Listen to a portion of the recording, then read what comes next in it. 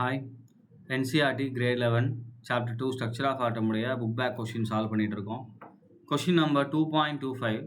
An electron is in one of the 3D orbital. Give the possible values of NL and ML for this electron. அதாவது principal, azimuthal and magnetic quantum number value கேட்டிருக்காங்க. 3Dல ஒரு electron இருக்கு. So electron எதில் reside ஆகுது? Reside இன் 3D. அப்போ இதுக்கான values நமக்கு கேட்டிருக்காங்க. ஸோ அப்போ ஃபஸ்ட்டு பார்த்தீங்க அப்படின்னா என் வேல்யூ பார்த்தலாம். ஸோ 3D அப்படினால இந்த வேல்யூ தான் நமக்கு என்னது n. ஸோ அப்போ n = 3, ரைட். அதுக்கப்புறம் நமக்கு என்ன வருது?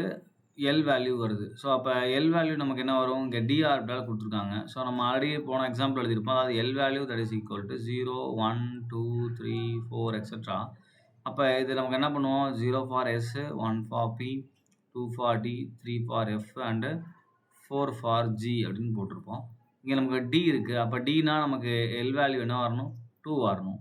அப்போ L value that is equal to 2, right. அப்போ எம்எல் வேல்யூ என்ன வரும்? So ML that is equal to என்ன ஃபார்முலா தெரியும் நமக்கு?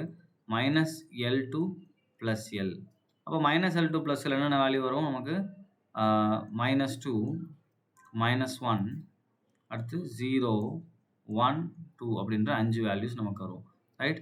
ஸோ இதுதானது எம்எல் வேல்யூ. ஸோ அந்த 5ல் எதில் வேணால் எலக்ட்ரான் இருக்கலாம். ஸோ அந்த 5 வேல்யூ வேறு ஒன்றும் கிடையாது. நம்ம டி ஆர்பிட்டாலில் என்ன பண்ணுவோம்? டி ஆர்பிட்டால் வரைய சொன்னால் அந்த மாதிரி பாக்ஸ் போட்டு என்ன பண்ணுவோம்? 5 பாக்ஸஸ் போடுவோம் இல்லையா? அந்த 5 பாக்ஸ் தான் இந்த 5 வேல்யூஸு. ஸோ இந்த பாக்ஸ் பாக்ஸ் அப்படின்னு சொல்கிறது என்னது? ஆர்பிட்டால். ஸோ நம்ம ஈஸி அண்டர்ஸ்டாண்டிங்கான பாக்ஸ்னு சொல்லிட்டு இருக்கேன், ரைட். அப்போ என்ன ஆகும்? இதில் எலக்ட்ரான், இந்த ஒரு எலக்ட்ரான் எங்கே வேணால் இருக்கலாம். Possibility for -2 or -1 or 0 or 1 or 2 எதில் வேணால் நமக்கு இருக்கலாம். ஸோ அதனால் பொதுவாக என்ன சொல்லிடலாம்? எம்எல் வேல்யூ கேட்டாங்கன்னா அந்த ஆர்பிட்டால் இருக்கக்கூடிய எல்லா அந்த சப்செல்லில் இருக்கக்கூடிய எல்லா டீஜெனரேட் ஆர்பிட்டால்ஸோடைய வேல்யூஸையும் நீங்கள் மென்ஷன் பண்ணிடுறது தான் கரெக்டு, ரைட். ஸோ ஏதாச்சும் ஒரு வேல்யூ தான் அதுக்கு -2 அப்படின்னு போடுவாங்க. சில பேர் வெறும் +2 மட்டும் போடுவாங்க. இந்த மாதிரி போடக்கூடாது. ஏன்னா இந்த எலக்ட்ரான் எங்கே வேணால் இருக்கலாம். ஏன்னா இந்த ஆர்பிட்டால்ஸ் எல்லாமே ஒரே எனர்ஜி லெவலில் இருக்கக்கூடியது, டீஜெனரேட் ஆர்பிட்டால்ஸ். ஸோ அதனால் வேல்யூஸை நம்ம இப்படி எழுதிக்கணும். அதே மாதிரி எஸ் வேல்யூ கேட்குறாங்க. ஸோ எஸ் வேல்யூ கேட்கல, சப்போஸ் ஸ்பின் வேல்யூ கேட்குறாங்க அப்படின்னா எலக்ட்ரான் எப்படி இருக்கலாம்?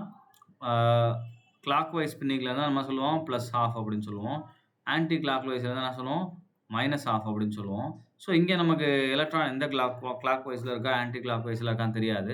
அதனால் என்ன பண்ணிக்கலாம்? இப்போ எஸ்ஸுக்கு எடுத்தாங்கன்னா +or-½ அப்படின்னு நம்ம போட்டுக்கணும், ரைட். அப்படி இல்லைன்னா +½ ஆர் -½ அப்படின்னு எழுதிக்க வேண்டியதான். இதுதான் அதுக்குரிய ஆன்சர். ஸோ இந்த மாதிரி 3Dன்னு கிடையாது, நிறைய ஆர்பிட்டால்ஸ் மாதிரி கொடுத்துட்டு பண்ணுவாங்க. அதோடைய குவாண்டம் நம்பர்ஸை ஸ்பெசிஃபை பண்ண சொல்லுவாங்க, ரைட். Okay, thank you.